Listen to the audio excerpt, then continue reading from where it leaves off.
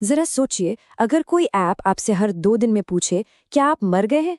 सुनने में ये कितना अजीब, शायद थोड़ा डरावना भी लगता है ना? लेकिन यही एक सवाल एक ऐसे ऐप के सेंटर में है जो पूरी दुनिया में वायरल हो चुका है।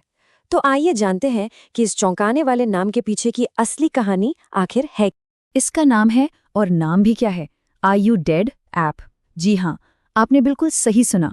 ये एक चीनी एप्लीकेशन है जो अपने इतने सीधे और कुछ हद तक डरावने नाम के बावजूद पूरी दुनिया में लाखों लोगों का ध्यान अपनी तरफ खींच रहा है। और अगर इसकी सक्सेस के आंकड़ों पर नजर डालें तो वो तो सच में हैरान कर देने वाले हैं।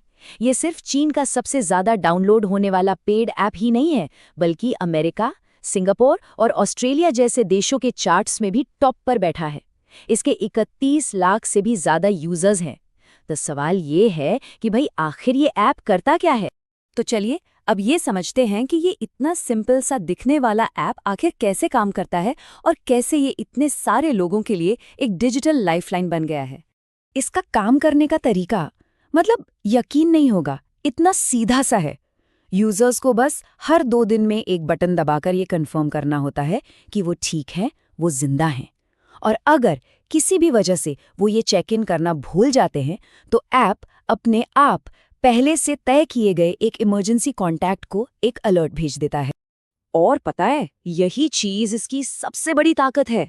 मतलब एक छूटा हुआ चेक इन सिर्फ कोई मामूली नोटिफिकेशन नहीं है, ये एक सिग्नल है कि शायद कोई इमरजेंसी है, मदद के लिए एक डिजिटल पुकार जो सच में जिंदगी और मौत का फर्क साबित हो सकती है।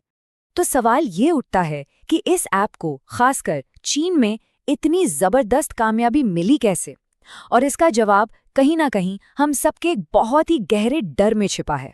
20 करोड़, जी हाँ, 200 मिलियन, ये चीन में अकेले रहने वाले लोगों की अंदाजन संख्या है। ये आंकड़ा अपने आप में चौंकाने वाला है। और सच पूछिए तो यही वो चाबी है जिससे इस ऐप की जबरदस्त पॉपुलैरिटी का ताला खुलता है। ये ऐप ना सीधे सीधे आज की मॉडर्न दुनिया की कुछ सबसे बड़ी चिंताओं पर चोट करता है। वो जो एक गहरा डर होता है ना कि कहीं अकेले में कुछ हो गया, तो ये उसे एड्रेस करता है। ये उस चिंता को भी शांत करता है कि अगर कुछ गलत हुआ तो शायद किसी को वक्त पर पता भी नहीं चलेगा। और इतना ही नहीं, जो लोग डिप्रेशन से जूझ रहे हैं उनके लिए भी ये एक खामोश सहारे की तरह काम करता है।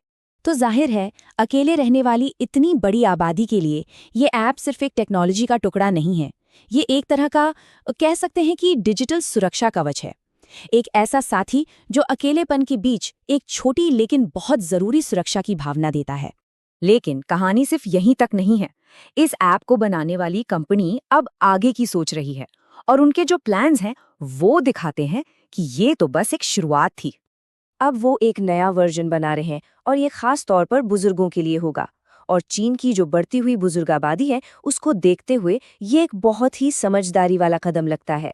ये जो नया वन टैप चेक इन है, इसे जानबूझकर बहुत ही सिंपल बनाया गया है ताकि चीन की जो 60 साल से ज्यादा उम्र की तेजी से बढ़ती आबादी है वो इसे आसानी से इस्तेमाल कर सके।